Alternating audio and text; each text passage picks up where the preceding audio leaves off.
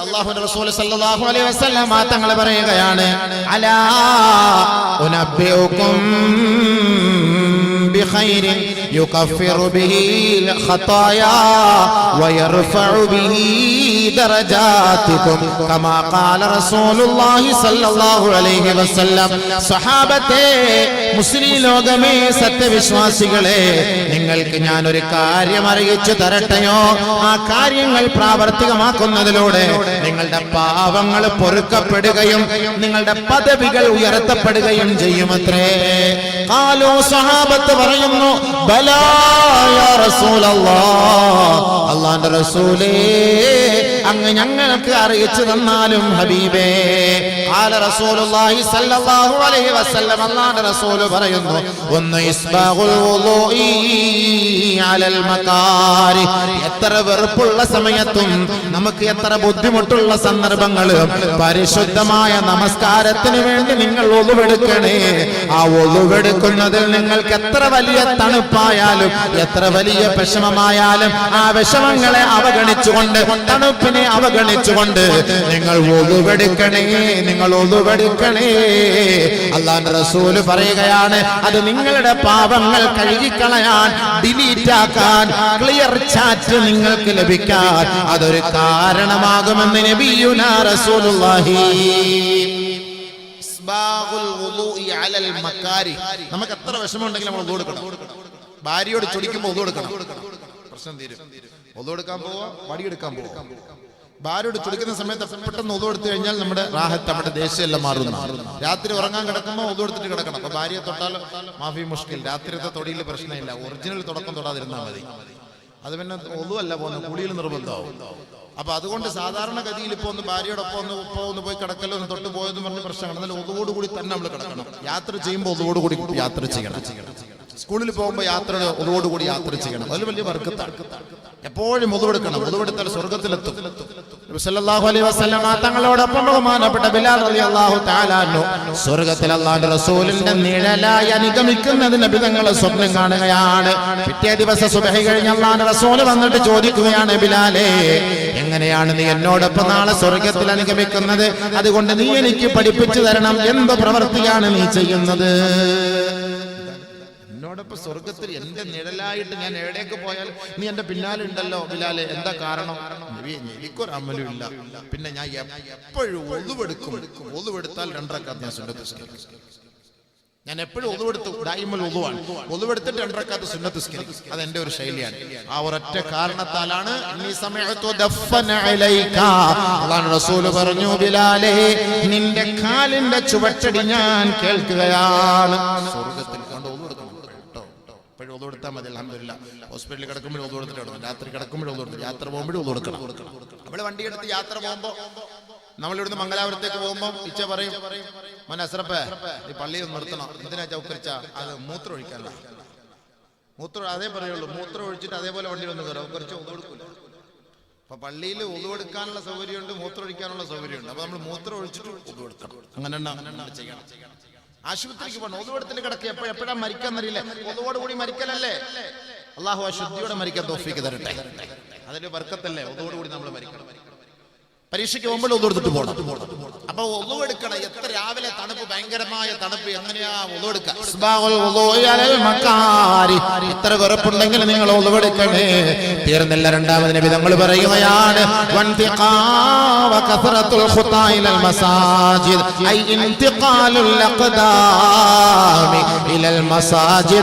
നിങ്ങളുടെ പാദങ്ങൾ മസ്ജിദിലേക്ക് നിങ്ങൾ നടന്ന് പോകണമേ. വീട്ടിൽ നമ്മൾ വണ്ടി എടുത്തിട്ട് ഫോർച്യൂൺ എടുത്തിട്ടല്ല പള്ളിക്ക് വരേണ്ടത്. ഖിയാമത്തിന്റെ അടയാളം ഒരു കാലം എന്റെ സമൂഹത്തിന്റെ മേലെ കടന്നു വരുമത്രേ.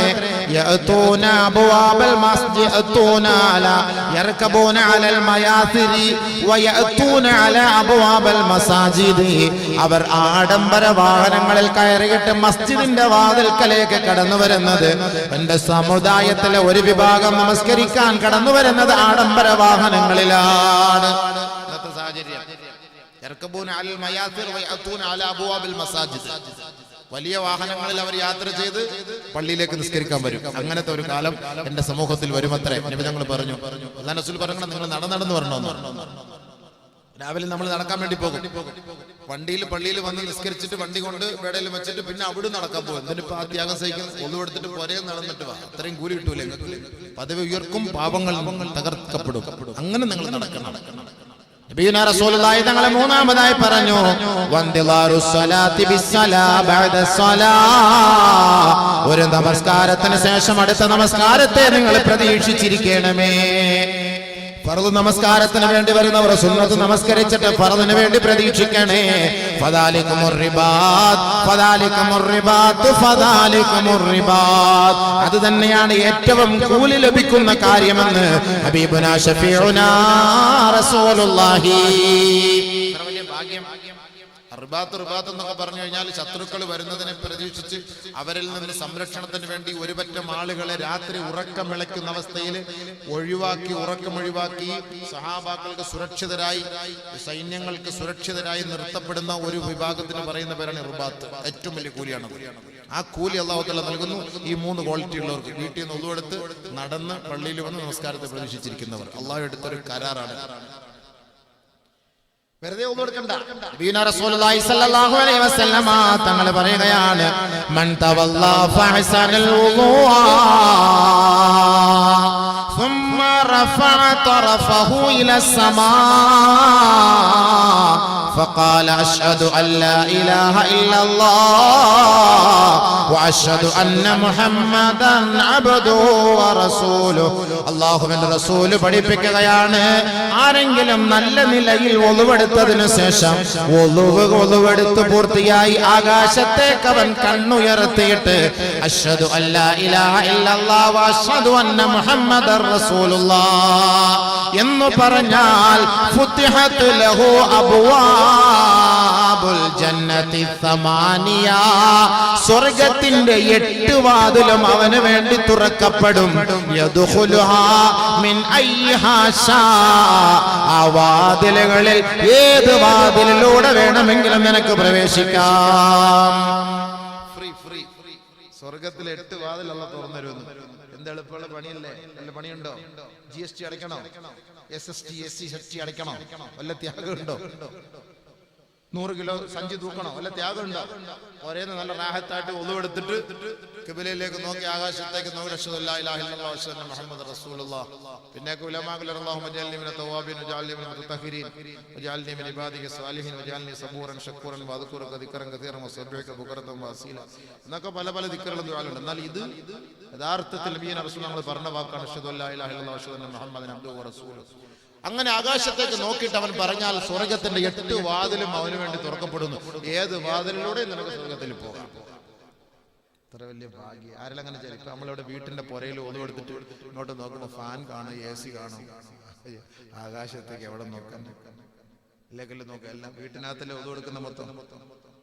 പാത്തുന്ന അവിടെ, ഒതുവെടുക്കുന്ന ഇവിടെ, എല്ലാം ഇപ്പൊ അങ്ങനെയായി. പണ്ടൊക്കെ അങ്ങനെയല്ല. പണ്ടൊക്കെ നമ്മൾ ഒതൊക്കെ എടുത്തിട്ട് ഇങ്ങനെ പണ്ടുള്ളവരൊക്കെ കണ്ടുപിടിച്ചിട്ടുണ്ട്. അങ്ങനെ പണ്ടൊക്കെ ഉമ്മമാരൊക്കെ ഇങ്ങനെ ആകാശത്തേക്ക് കൈകൾ ഉയർത്തി ഇങ്ങനെ ദുആരുന്നുകൊണ്ടേയിരിക്കും. കുറച്ച് വെള്ളമൊക്കെ ഇങ്ങനെ കുടിക്കും, ബാക്കി വെള്ളമൊക്കെ.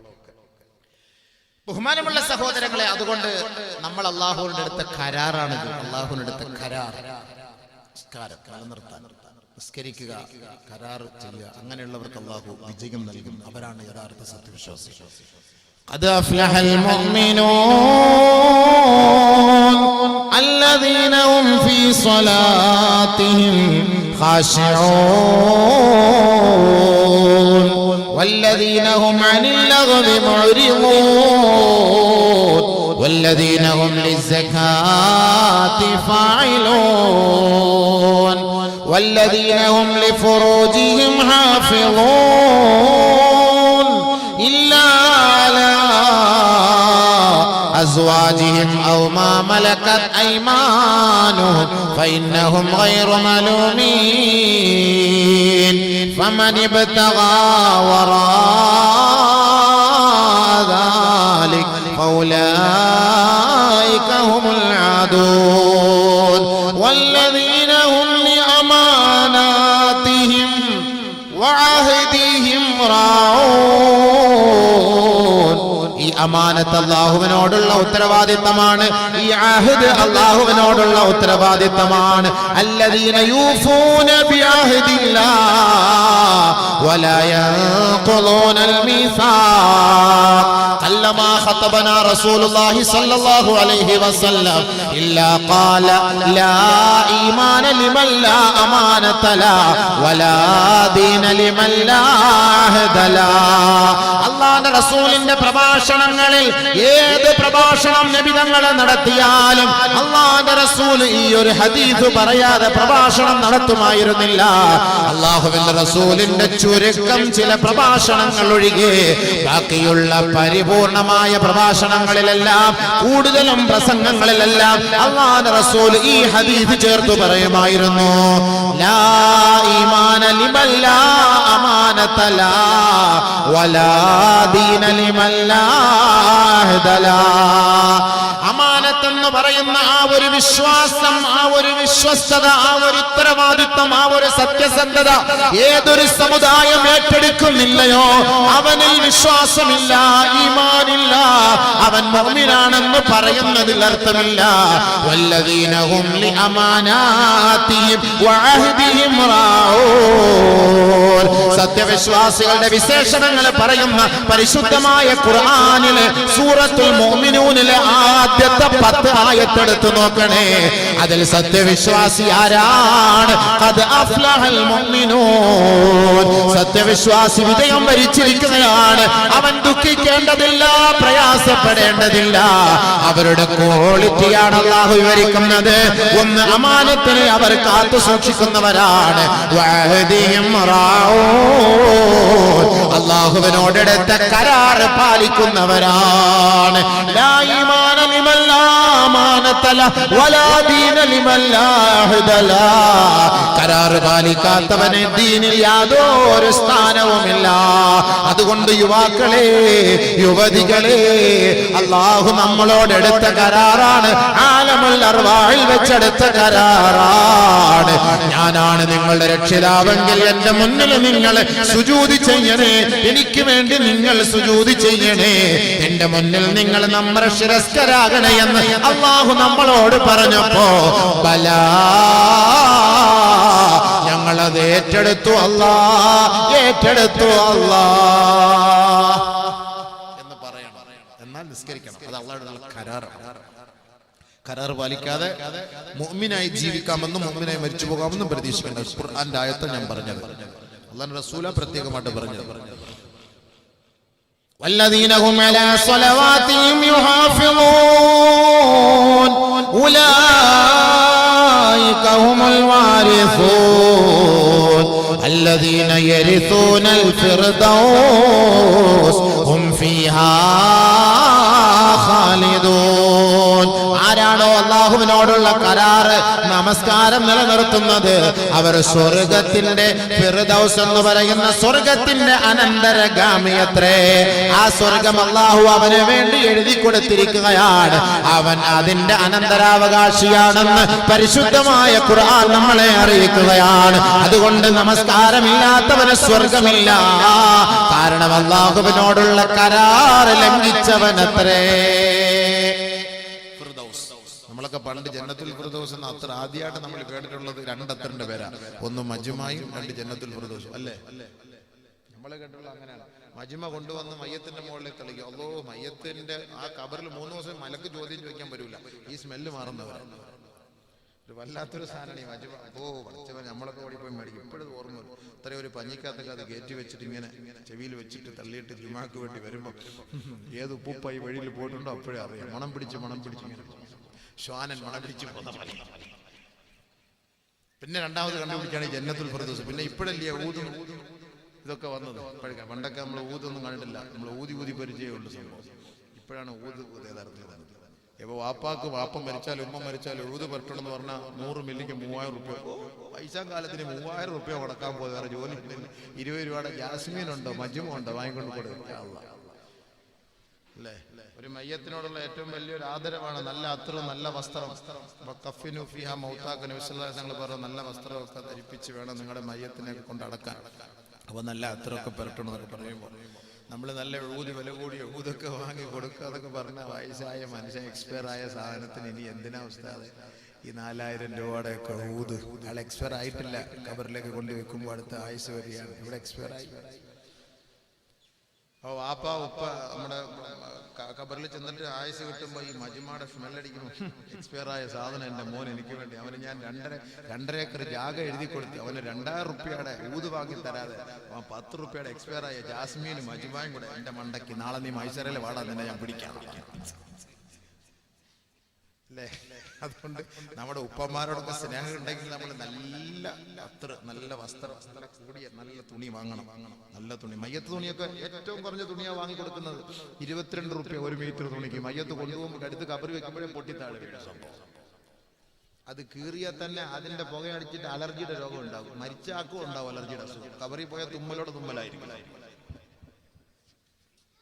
നല്ല തുണിയൊക്കെ വാങ്ങി കൊടുക്കണ്ടേ? ഇതിനകത്ത് ആർക്ക് പിശുക്ക് കാണിക്കുന്ന?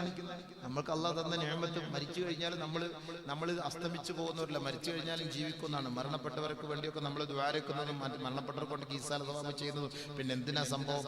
മരിച്ച് മയ്യത്തിന്റെ അടുക്കലേക്ക് നീ സിയാറത്താക്കാൻ വേണ്ടി പോകുമ്പോ ഈ കീറിയ തുണിയും കൊണ്ടിട്ട് നീ പോയാൽ എന്റെ മുഖത്ത് നിൽക്കുന്നു, നീ നാളെ തന്നെ ഞാൻ കാണിച്ചു തരാം. ആ വാപ്പ പോലും കബറിൽ കിടന്ന് ഭയങ്കര വിഷമമുണ്ടാകും. അതുകൊണ്ട് നല്ല തുണികളൊക്കെ വാങ്ങി വേണം നിങ്ങളുടെ മയ്യത്തിനെ അടക്കാൻ.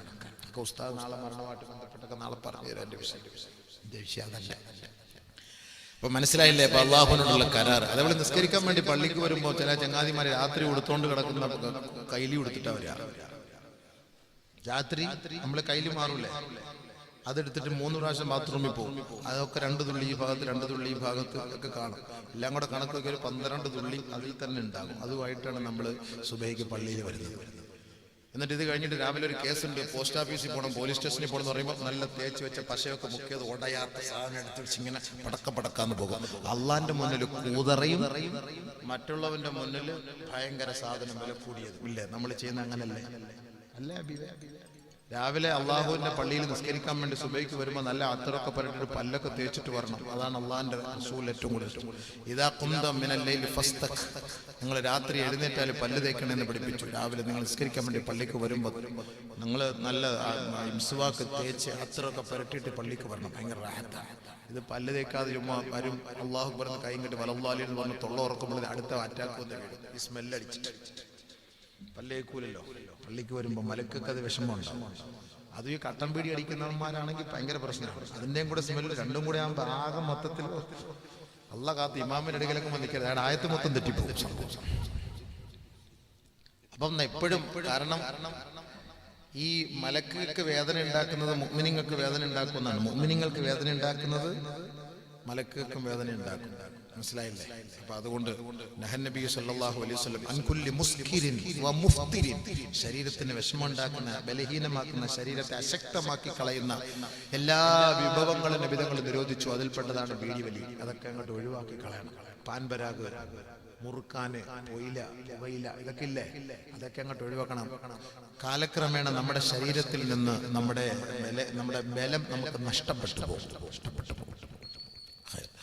അപ്പൊ അല്ലാഹു സുബ്ഹാനഹു വ തആലയോടുള്ള കരാറാണ് ഒന്നാമത്. അല്ലദീന യൂഫൂന ബിഅഹദില്ലാഹി വലാ യൻഖുദൂനൽ മീസാഖ്, അല്ലാഹുവിന്റെ അടുത്ത മീസാഖ് നിങ്ങൾ മുറിക്കരുത്. രണ്ടാമത്തെ വിഷയം വല്ലദീന യസ്ലൂന മാ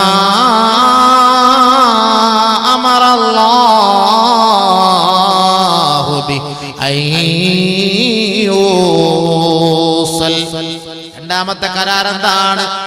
നമ്മുടെ ബന്ധങ്ങൾ ഏത് ബന്ധങ്ങളാണോ കൂട്ടിയിണക്കണമെന്ന്, ഏത് ചാർച്ചയാണോ അടുപ്പിക്കണമെന്ന് അള്ളാഹു പറഞ്ഞത്, ആ ബന്ധങ്ങളെ നിങ്ങൾ ഉടയ്ക്കരുതേ, തകർക്കരുതേ, മുറിക്കരുതേ. നല്ലപോലെ ശ്രദ്ധിക്കണം. ഇനിയാണ് നിങ്ങൾ ശ്രദ്ധിക്കേണ്ടത്. ഇനി നിങ്ങൾ നല്ലപോലെ ശ്രദ്ധിക്കണം. വല്ലദീന യസ്ലൂന മാ അമറല്ലാഹു ബി അയ്യൂസൽ വയഖ്ശൗന റബ്ബഹും വയഖാഫൂന സൂഅൽ ഹിസാബ്. എന്തിനാണ് ബന്ധങ്ങൾ അടുപ്പിക്കുന്നത്? നാളെ ആഖിറത്തിന്റെ മോശമായ വിചാരണയെ ഭയപ്പെടുന്നവരാണെങ്കിൽ മിണ്ടാത്തവരോട് മിണ്ടണേ, സംസാരിക്കണേ. വയഖാഫൂന സൂഅൽ ഹിസാബ് വയഖ്ശൗന റബ്ബഹും, തന്റെ റബ്ബിനെ ഭയപ്പെടുന്നവരാണെങ്കിൽ തന്റെ കുടുംബങ്ങളിൽ നിന്നും അകന്നു നിൽക്കുന്നവർ അടുക്കണേ, അവരോട് സലാം പറയണേ, അവരുടെ കൈ പിടിക്കണേ, അവരുടെ കവിളിലോ നെറ്റിത്തടത്തിലോ ഒരു ചുംബനം നൽകണേ. അല്ലാഹയെ പേടിക്കുന്നുണ്ടെങ്കിൽ, ആഖിറത്തിന്റെ വിചാരണയെ ഭയപ്പെടുന്നുണ്ടെങ്കിൽ, അതാണ് യഥാർത്ഥ മുഅ്മിനീങ്ങളുടെ ക്വാളിറ്റി. അതാണ് ആഖിറത്തെ പേടിച്ചിട്ടാണ് വയഖാഫൂന സൂഅൽ ഹിസാബ്, ആഖിറത്തിന്റെ വിചാരണയെ പേടിച്ചിട്ടാണ് നമ്മുടെ ഈ ബന്ധങ്ങൾ അടുപ്പിക്കാൻ അല്ലാഹ് പറഞ്ഞത്. ഇല്ലെങ്കിൽ അവരുടെ വിചാരണ ദുർവിചാരണയായിരിക്കും, മോശമായ വിചാരണയായിരിക്കും. അല്ലാഹു കാത്തുരക്ഷിക്കട്ടെ. കുറെ നിസ്കരിച്ചിട്ടൊന്നും വലിയ കാര്യമൊന്നുമില്ല, കുറെ ഇബാദത്തൊന്നും വലിയ കാര്യമില്ല. നമ്മുടെ ബന്ധങ്ങളെ നമ്മൾ രൂഢമൂലമാക്കാതെ മരണപ്പെട്ടു പോയാൽ നമുക്ക് നാളെ ദുർവിചാരണയാണ്. അല്ലാഹു നമ്മളെ കാത്തുരക്ഷിക്കുമാറാകട്ടെ.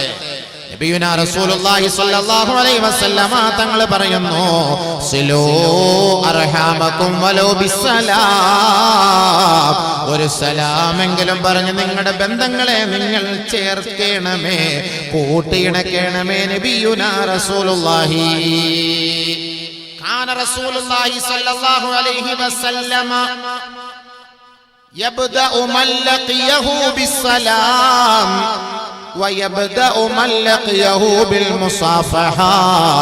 അല്ലാഹുവിന്റെ റസൂൽ ആരെ ആദ്യം കാണുന്നു അവർക്ക് അങ്ങോട്ട് കൈ കൊടുക്കുമായിരുന്നു, അവർക്ക് അങ്ങോട്ട് നേരെ ആദ്യത്തിൽ പോയി സലാം പറയുമായിരുന്നു. മിണ്ടാത്ത ഒരു ചങ്ങാതി ഇങ്ങനെ വരുന്നു, നമ്മളിവിടെ ഇങ്ങനെ നിൽപ്പുണ്ട്, ഒരാളോട് സംസാരിച്ചുകൊണ്ടിരിക്കും, നമ്മളവനെ കണ്ട്, ഓൻ വരുന്നത് കണ്ട്, എന്നിട്ട് നമ്മൾ കാണാത്ത പിന്നെ എന്നിട്ട് അവിടെ എന്തായി കണ്ട്. അപ്പൊ അവൻ സലാം പറയട്ടെ, ഞാൻ മൂത്ത ആളല്ല, ഞാൻ എങ്ങനെ ഓന് സലാം പറയും, ഓൻ വന്ന് എനിക്ക് സലാം പറയട്ടെ. അപ്പൊ നമ്മ ഇങ്ങനെ കാണാത്ത മതി, എന്നാലും ഒരു കണ്ണ് അങ്ങോട്ടാണ്, ഓൻ വരുന്നുണ്ട്, അവൻ ഇങ്ങനെ മുണ്ടാണ്ട് പോകും, നമ്മൾ സലാം പറയില്ല, അവനും സലാം പറയില്ല. വാശി, രണ്ടുപേർക്കും ഈഗോ. നബി സല്ലല്ലാഹു അലൈഹി വസല്ലം തങ്ങൾ പറഞ്ഞ എന്താ? നബിയുനാ റസൂലുള്ളാഹി തങ്ങളുടെ സിസ്റ്റം, അല്ലാഹുവിന്റെ റസൂലിന്റെ ശൈലി, അല്ലാഹുവിന്റെ റസൂൽ ആരെ ആദ്യം കാണുന്നു അങ്ങോട്ട് ചാടി സലാം പറയും. കാരണം ആ കൂലി കിട്ടാൻ വേണ്ടി. കാന യബ്ദഉ മൻ ലഖിയഹു ബിസ്സലാം, അല്ലാഹുവിന്റെ റസൂൽ അങ്ങോട്ട് പോയി അവർക്ക് സലാം പറയുമായിരുന്നു, അല്ലാഹുവിന്റെ റസൂൽ അങ്ങോട്ട് പോയി അവർക്ക് കൈ കൊടുക്കുമായിരുന്നു. മാ അഖദ റസൂലുള്ളാഹി സല്ലല്ലാഹു അലൈഹി വസല്ലം ഹത്താ യുർസിലഹുൽ ആഖർ, ഒരാൾക്ക് അല്ലാഹുവിന്റെ റസൂൽ കൈ കൊടുത്താൽ ആ കൈ കൊടുക്കപ്പെട്ട വ്യക്തി കൈവലിക്കുന്നത് വരെ അല്ലാഹുവിന്റെ റസൂല് അദ്ദേഹത്തിന്റെ കൈകളിൽ നിന്ന് അല്ലാഹുവിന്റെ റസൂല് കൈയെടുക്കുമായിരുന്നില്ല. നിങ്ങൾ ഒരാൾക്ക് മുസാഫത്ത് ചെയ്ത് അങ്ങനെ വെച്ചുകൊണ്ടേയിരിക്കും, ആ ചങ്ങാതി വിടുന്നത് വരെ അങ്ങനെ തന്നെ വെച്ചുകൊണ്ടിരിക്കും. ഒന്നും പറഞ്ഞ് നിങ്ങൾ മുസാഫത്താക്കും അങ്ങനെ പിടിച്ചോണ്ടിരിക്കണ്ട, അല്ല പറഞ്ഞത്. നമുക്ക് എല്ലാവർക്കും മുസാഫത്താക്കണം, ഒരാൾ തന്നെ പിടിച്ചോണ്ടിരുന്നാൽ നടക്കുമോ സംഭവം? നിങ്ങൾ പിന്നെ പ്രസംഗിച്ചിട്ട് ഞാൻ ഒരു 10 മിനിറ്റ് പിടിക്കണമെങ്കിൽ എല്ലാം കഴിഞ്ഞിട്ട് പിടിച്ചോണ്ടിരുന്നോളൂ സുബൈ വരെ. അല്ലാതെ നബി സല്ലല്ലാഹു അലൈഹി വസല്ലം തങ്ങളുടെ ശൈലി എന്ന് പറഞ്ഞാൽ അങ്ങനെയാണ്. അല്ലാഹുവിന്റെ റസൂലിന്റെ ശൈലി, ആർക്കെങ്കിലും കൈ കൊടുത്തു കഴിഞ്ഞാൽ ആ കൈ അങ്ങനെ തന്നെ പിടിക്കും, അവൻ വിടുന്നത് വരെ അല്ലാഹു അങ്ങനെ വെച്ചോണ്ടേ. നബി തങ്ങളുടെ ശൈലി അബീവേ. നമ്മളാണെങ്കിൽ വെള്ളപ്പാട്ടുകാരുടെ കൈയാണെങ്കിൽ പെട്ടെന്ന് തട്ടി മാറ്റിട്ട് പോയി കൊണ്ടുപോയിട്ട് നമ്മൾ ഡെറ്റോളിൽ കഴുകി മാറ്റുക. അഴുക്ക് പിടിച്ചവന്റെ കൈയാണെങ്കിൽ നമ്മൾ കൈ പിടിക്കും. അല്ലാഹുവിന്റെ റസൂൽ സല്ലല്ലാഹു അലൈഹി വസല്ലം തങ്ങൾ കുഷ്ഠരോഗികളുടെ പാത്രത്തിൽ കൈയിട്ട് ഒരേപോലെ ഇരുന്ന് ഭക്ഷണം കഴിച്ചു. ഞാനും നിങ്ങൾ കഴിക്കുമോ? ഞാൻ വലിയ പ്രാസംഗികനെന്ന് പറഞ്ഞ് ഞാൻ പോയി കഴിക്കുമോ? ഇല്ല. നമുക്കൊക്കെ ഈ പറച്ചിലേ ഉള്ളല്ലോ, പ്രവൃത്തി ഇല്ലല്ലോ. അതല്ലേ നമ്മുടെ ഏറ്റവും വലിയ കുഴപ്പം, ഏറ്റവും വലിയ പ്രശ്നം അത് തന്നെയാണ്. അപ്പൊ നബി സല്ലല്ലാഹു അലൈഹി വസല്ലം തങ്ങൾ അങ്ങോട്ട് സലാം പറയുകയും അങ്ങോട്ട് കൈ കൊടുക്കുകയും ചെയ്യും. മാത്രല്ല നല്ലപോലെ ശ്രദ്ധിക്കണം, അല്ലാഹുവിന്റെ റസൂലിന്റെ ശൈലിയാണോ നമ്മൾ പ്രവർത്തിക്കുന്നത്, ശൈത്താന്റെ ശൈലിയാണോ ചെയ്യുന്നത് കേട്ടോ. ഞാൻ ഇല്ല ഹദീസ് ഓതിയിട്ട് പറയാം, ശമായിൽ തുർമദി എടുത്തു വെച്ച് നോക്കിയാൽ ഇതെല്ലാം ഉണ്ട്. അല്ല ഞാൻ ചുമ്മാ ഉണ്ടാക്കി കൊണ്ടുവന്ന സാധനമൊന്നുമല്ല. ഉസ്താദ് ഇരിപ്പുണ്ട്, വലിയ ഫഖീഹാണ്, 10-26 വർഷം, 30 വർഷമായി മാഷാ അല്ലാഹ്. ഇനി ഒരു 10-20 വർഷം കൂടെ ഉണ്ടെന്ന് തോന്നുന്നു. അങ്ങനെ 30 വർഷമായി എല്ലാ ഇൽമുമായിട്ട് ബന്ധപ്പെടുകയാണ്. ഏത് വിഷയങ്ങൾ ചോദിച്ചാലും കമ്പ്യൂട്ടർ പറയുന്നാലും ഇപ്പൊ പറഞ്ഞു തരും. അല്ലെങ്കിൽ ഹദീസൊക്കെ തെറ്റാണെങ്കിൽ എപ്പോഴേ പറഞ്ഞേക്കണം. ഇപ്പൊ ശമായിലൊക്കെ ഇത് നബി സല്ലല്ലാഹു അലൈഹി വസല്ലം തങ്ങളുടെ സിഫത്തുകളെ കുറിച്ചൊക്കെ ഇങ്ങനെ പറയുമ്പോൾ നമ്മൾ മനസ്സിലാക്കണം, അല്ലാഹുവിന്റെ റസൂലിന്റെ അടുക്കലേക്ക് ആര് വന്നാലും ബഹുമാനിക്കും. മനസ്സിലായില്ലേ? നമ്മുടെ പുരയിൽ ഇച്ച കിടന്ന് ഉറങ്ങാണ്, പുരയ്ക്ക് വെളിയിൽ നിൽക്കുന്നു കമ്മിറ്റിക്കാർ, രാവിലെ SKSF പ്രവർത്തകർ വരുന്നു പിരിവിന് വേണ്ടിയിട്ട്. കുറച്ച് ഇറച്ചി വേണം, കുറച്ച് വേണം, നമ്മൾ മജ്‌ലിസ് കൊണ്ട് ഭക്ഷണത്തിന് കൊടുക്കാൻ ഇച്ച ഉണ്ടാ. ഓള് പറഞ്ഞു പോയിട്ട് SKSF പ്രവർത്തകർ വന്നിരിക്കും, എന്താക്കണം? ഇല്ലാന്ന് പറ. ഇച്ച ഇല്ല, ഇച്ച വൈകിട്ട് വരിക, പോയിട്ട് വരും. ഇച്ചാന്റെ ചെരുപ്പുണ്ടല്ലോ അത് മറന്നു പോയണ്ട. തൊണ്ടി, ഇതാണ് തൊണ്ടി സൈഡ്. ഇച്ചാന്റെ ചെരുപ്പ് ഇവിടെ കിടക്കും. പെണ്ണെന്താക്കും? അറ്റാക്ക് വന്ന് പോകുന്നു. ഇങ്ങനെയൊക്കെയാണ് ഈ തൊണ്ടി സഹിതം പോലീസ് പിടിക്കുന്നത് കേസ് കേട്ട്. മനസ്സിലായില്ല? കളവ് പറയുമ്പോ സൂക്ഷിക്കണം.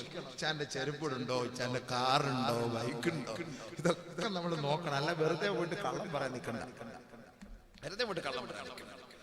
ഇല്ലെങ്കിൽ പോയിട്ടോ ഇച്ച ഉറങ്ങുന്ന ഇൻഷാ അല്ലാഹ് പോയിട്ട് പിന്നെ എന്ന് പറയണം. ഇപ്പൊ ചില ആളുകളുണ്ട് വീടിന്റെ ഫ്രണ്ടിലൊക്കെ ഈ കസേര ഇട്ട് വെക്കും. എന്തിനാ വരുന്നവർ ഇരിക്കാൻ വേണ്ടിട്ട്. ഇത് പള്ളിക്കാർ വരുമെന്ന് കണ്ടിട്ട് കസേര എല്ലാം എടുത്ത് അകത്താക്കും. അവിടെ നിൽക്കും, കുറെ നേരം നിൽക്കും. നിന്നിട്ട് കാല് കഴിക്കുന്ന യാ അല്ലാഹ് മാഷല്ലാഹ് പിന്നെ വരാന്ന് പറഞ്ഞ് അങ്ങനെ അങ്ങോട്ട് പോകും. അള്ളാഹുവിന്റെ റസൂലിന്റെ ശൈലി അങ്ങനെയല്ല.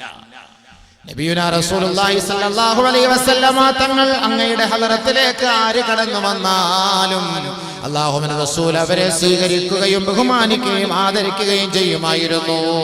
റുബ്ബമാ ബസതലഹു സൗബഹു, ചിലപ്പോൾ അല്ലാഹുവിന്റെ റസൂല് മഹാനവറുകളുടെ പ്രവാചകന്റെ മുബാറക്കായ ആ തുണി ആ വരുന്ന വിരുന്നുകാർക്ക് വേണ്ടി, അതിഥികൾക്ക് വേണ്ടി വിരിച്ചു കൊടുക്കുമായിരുന്നു.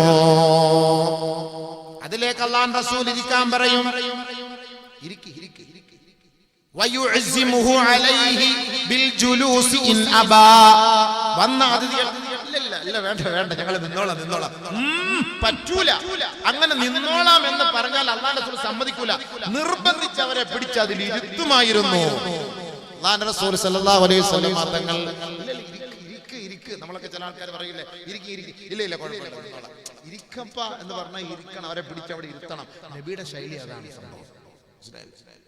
അല്ലാഹുവിന്റെ റസൂൽ സല്ലല്ലാഹു അലൈഹി വസല്ലം തങ്ങൾ രക്തബന്ധുക്കളെ മാത്രമല്ല, രക്തബന്ധുക്കളുമായുള്ള ബന്ധം മാത്രമല്ല, ആര് വന്നാലും ബഹുമാനപ്പെട്ട നബിയുനാ റസൂലുള്ളാഹി തങ്ങളുടെ പ്രിയതമയായ ആയിഷ സിദ്ദീഖ റളിയല്ലാഹു അൻഹാ പറയുകയാണ്, ഞാൻ അല്ലാഹുവിന്റെ റസൂലിന്റെ അടുക്കലേക്ക് കടന്നു ഇരിക്കുമ്പോൾ ഇസ്തഅദന റജുലുൻ, ഹബീബായ റസൂലുള്ളാഹി തങ്ങളോട് ഒരാൾ അനുവാദം ചോദിക്കുകയാണ്. ആരാണ് അനുവാദം ചോദിച്ചത്?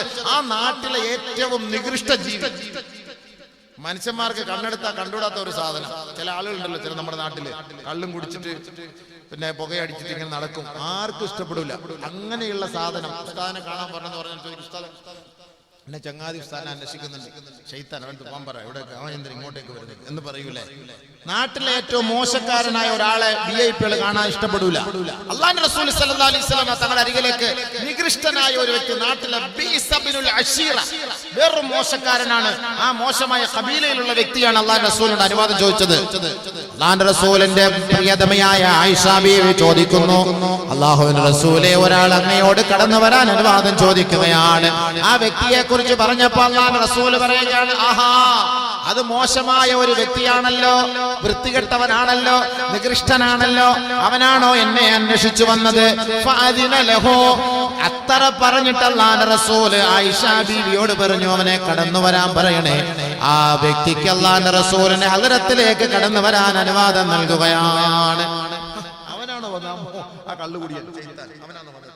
ശരി വാ, അല്ലാതെ പോകാൻ പറ, ഇപ്പൊ എനിക്ക് സമയമില്ല, ഞാനിപ്പോ വിശ്രമത്തില, അതൊന്നുമല്ല നബി തങ്ങൾ പറഞ്ഞത്.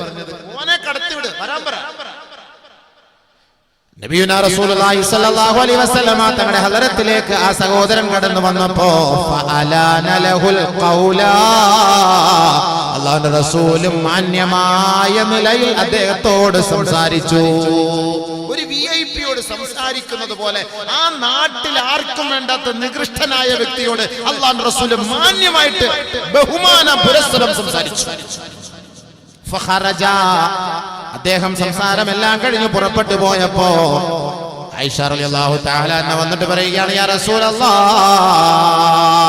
അല്ലാഹുവിന്റെ റസൂലേ, ഇന്നമാ ഖുൽത മാ ഖുൽത വഅലൻത ലഹുൽ ഖൗല, നിങ്ങളല്ലേ പറഞ്ഞത് ആ ചങ്ങാതി മോശമാണ്, അവൻ നികൃഷ്ടനാണ്, ഈ നാട്ടിലെ ഏറ്റവും വലിയ നികൃഷ്ടനാണ്, നികൃഷ്ടനായ വ്യക്തിയാണെന്ന് പറഞ്ഞിട്ട് അവനോട് ഫഅലൻത ലഹുൽ ഖൗല, മാന്യമായി നിങ്ങൾ സംസാരിച്ചില്ലയോ ഹബീബേ? ആയിഷ റളിയല്ലാഹു തആല അന്ന നബിയുനാ റസൂലുള്ളാഹി തങ്ങളോട് പറയുകയാണ്, അല്ലാഹുവിന്റെ റസൂൽ പറഞ്ഞു, ആയിഷ, ശർറുന്നാസ്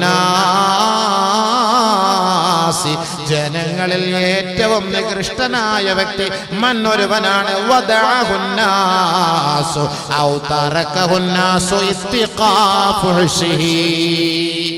ജനങ്ങളിൽ മോശക്കാരൻ ആരാ? ആയിഷയോട് പറഞ്ഞു കൊടുക്കാണ് ആരാ മോശക്കാരൻ. അവന്റെ വൃത്തികെട്ട സ്വഭാവം കാരണം ജനങ്ങൾ മുഴുവനും അവനെ ഒഴിവാക്കും, ആരും അവനോട് സഹകരിക്കില്ല. അങ്ങനെയുള്ളവനാണ് നാട്ടിലെ വൃത്തികെട്ടവൻ. അവരും നമ്മളോട് വന്നാൽ അവർക്ക് മാന്യമായ നിലയിൽ സംസാരിക്കണം ആയിഷ. അതാണ് എന്റെ ശൈലി. നമ്മൾ സംസാരിക്കുമോ? മാന്യത ഉള്ള ആളുകൾ വന്നാൽ സംസാരിക്കൂല, പിന്നെ മാന്യത ഇല്ലാത്തവൻ വന്നാൽ സംസാരിക്കില്ല. മാന്യന്മാര് വന്നാലും നമ്മൾ സംസാരിക്കൂല. എന്നാൽ നബിയുടെ ശൈലി അങ്ങനെയല്ല. ബഹുമാനപ്പെട്ട അബൂ തുഫൈൽ റളിയല്ലാഹു അൻഹു പറയുകയാണ്, സ്വഹാബാക്കളിലെ അവസാനത്തെ സ്വഹാബിയാണ് അബൂ തുഫൈൽ റളിയല്ലാഹു തആല അൻഹു. അദ്ദേഹം പറയുകയാണ്, റഅയ്തു നബിയ സല്ലല്ലാഹു അലൈഹി വസല്ലം വഅന ഗുലാം. ഞാൻ പൈതലായിരിക്കുമ്പോ, ഞാൻ കുട്ടിയായിരിക്കുമ്പോ അല്ലാഹുവിന്റെ റസൂലിനെ ഞാൻ കാണുകയാണ്. ഇത് അഖ്ബലത് ഇംറഅത്തുൻ ഹത്താ ദനത് മിൻഹു. ഒരു പെണ്ണ് അല്ലാഹുവിന്റെ റസൂലിന്റെ സവിധത്തിലേക്ക് കടന്നു വരികയാ. അല്ലാഹുവിന്റെ റസൂൽ ആ സഹോദരിയെ കണ്ടപ്പോൾ എഴുന്നേറ്റ് നിന്നിട്ട് അല്ലാഹുവിന്റെ റസൂലിന്റെ മുബാറക്കായ വസ്ത്രം അവർക്ക് വേണ്ടി വിരിച്ചു കൊടുക്കുകയാണ്. ഏറ്റവും വലിയ മാന്യരെ ആദരിക്കുന്നതിനാണ് വസ്ത്രമൊക്കെ വിരിച്ചു കൊടുത്തവിടെ. ഇപ്പൊ കർണാടകയിലൊക്കെ പ്രസംഗിക്കാൻ പോയാലേ, നമ്മൾ പ്രസംഗിക്കുമ്പോൾ നമ്മുടെ ഈ കസേരയിലൊക്കെ അവർ വലിയ തുണിയൊക്കെ വിരിച്ചിട്ട് തരും. കർണാടകയിലൊക്കെ പ്രസംഗിക്കാൻ പോയാൽ ഇവിടെ ചില സ്ഥലത്ത് ഉണ്ട്, ചില സ്ഥലത്ത് കാണൂല. ഉസ്താദൊക്കെ ഇരിക്കുന്ന കസേരയൊക്കെ വിരിച്ച് ഒരു ഇതൊക്കെ ആയിട്ട് പ്രത്യേകമായിട്ട് വിരിച്ച് അങ്ങനെ ഇട്ട് തരും. അതിനകത്തിരിക്കും ഒരു ബഹുമാനാണ്. തുണിയൊക്കെ വിരിച്ചു കൊടുക്കാന്ന് പറഞ്ഞാൽ വരുന്നവർക്ക് വേണ്ടി വിരിച്ചു കൊടുക്കാം. നമുക്ക് ഇപ്പൊ ഈ ചില കല്യാണ വീടുകളിലൊക്കെ ഈ താഴെ ഈ നല്ല പരവതാനി പോലെ ഇങ്ങനെ വിരിച്ചു കൊടുക്കുന്നില്ലേ, നടന്നു വരാൻ ബഹുമാന പുരസ്സരം ചെയ്യുന്ന പരിപാടിയാണ്. അല്ലാഹുവിന്റെ റസൂലിനെ കാണുകയാണ്. അബൂ തുഫൈൽ റളിയല്ലാഹു അൻഹു എന്ന സ്വഹാബി പറയുകയാണ്, എന്റെ ചെറുപ്പത്തിൽ ഞാൻ എന്റെ ഹബീബിനെ കാണുകയാണ്. ഒരു സഹോദരി നബി തങ്ങളുടെ ഹദ്റത്തിലേക്ക് കടന്നു വന്നപ്പോ അല്ലാഹുവിന്റെ റസൂലിന്റെ മുബാറക്കായ വസ്ത്രം അവർക്ക് വേണ്ടി വിരിച്ചു കൊടുക്കുകയും അവരതിൽ ഇരിക്കുകയും വിശ്രമിക്കുകയും ചെയ്തത് ഞാൻ കാണുകയുണ്ടായി. ഞാൻ സഹാബത്തിനോട് ചോദിച്ചു, മൻ ഹാദിഹി, ആരാണ് ഈ പെണ്ണെന്ന് ചോദിച്ചപ്പോ ഖാലൂ, സഹാബത്ത് പറയുകയുണ്ടായി, ഉമ്മഹുല്ലതി അർളഅതുഹു, നബി തങ്ങൾക്ക് മുല കൊടുത്ത ഉമ്മയാണ്. നബിതങ്ങളുടെ സ്വന്തം ഉമ്മ അല്ല, നബിതങ്ങൾക്ക് പാല് കൊടുത്ത ഉമ്മയാണ്. വല്ലപ്പോഴും ഒരു പ്രാവശ്യം കണ്ട് ഒരു തടം പാല് കുടിച്ചാണ്. ആ ഉമ്മ കടന്നു വന്നപ്പോ നബിതങ്ങൾ പെട്ടെന്ന് ചാടി എഴുന്നേറ്റ് ഉമ്മ ഇരിക്കുന്നൊക്കെ പറഞ്ഞ് വിശാലമായിട്ട് അവിടെ ഇരുത്തി ബഹുമാനിച്ച് ആദരിച്ചു. ഇതാ നബിതങ്ങൾ. നമ്മുടെ സ്വന്തം ഉമ്മ വന്ന ഗെറ്റ് ഔട്ട്. സ്വന്തം ഉമ്മ വന്ന തള്ളിക്കളയും നമ്മൾ. സ്വന്തം ഉമ്മയെ ഉപ്പയെ കൊണ്ടുപോയി വൃദ്ധസദനത്തിലാക്കണം. നമ്മൾ മനസ്സിലാക്കണം, നമ്മൾ ഭാര്യയായിട്ട് സുന്ദരിയായ ഭാര്യയും 5000 സ്ക്വയർ ഫീറ്റ് പുരയിലും അടിച്ചു പൊളിച്ചു കഴിയുമ്പോ നമ്മുടെ ഉമ്മ കേവലം 400 സ്ക്വയർ ഫീറ്റ് ലക്ഷം വീട് കോളനിയിൽ ആ ചെറിയ കൂടാരത്തിലാണ് കിടന്നുറങ്ങുന്നത്. ഓർക്കണം, അവന് സ്വസ്ഥമായി സ്വർഗത്തിൽ ഉറങ്ങാൻ പറ്റൂല. ഉമ്മാന്റെ മഹത്വം എന്ത് മനസ്സിലാക്കി? അന്ന റജുലൻ അത്തൻ നബിയ സല്ലല്ലാഹു അലൈഹി വസല്ലം, ഒരു സഹാബി അല്ലാഹുവിന്റെ റസൂലിന്റെ ഹദ്റത്തിലേക്ക് കടന്നു വന്നിട്ട് പറയുകയാണ്, യാ റസൂലല്ലാഹ്, അല്ലാഹുവിന്റെ റസൂലേ, ഇന്നി ഹമൽതു ഉമ്മി അലാ ഉനുഖി ഫർസഖൈൻ ഫീ റംളാ ശദീദാ. കൊടും ചൂടിൽ സഹാറ മരുഭൂമിയെ വെല്ലുന്ന തരത്തിലുള്ള ഭയങ്കരമായ കൊടും ചൂടിലൂടെ ആ മരുഭൂമിയുടെ മുകളിലൂടെ എന്റെ വന്ധ്യവയോധികയായ വൃദ്ധയായ ഉമ്മയെ എടുത്തു വെച്ചുകൊണ്ട് ഫർസഖൈനി, കിലോമീറ്ററുകളോളം ഞാൻ നടന്നുപോയി നബിയേ. ആ സഹാബി പറയുകയാണ്, ആ മരുഭൂമിയുടെ ചൂടിന്റെ കാഠിന്യം എത്രത്തോളം വലുതാണ്.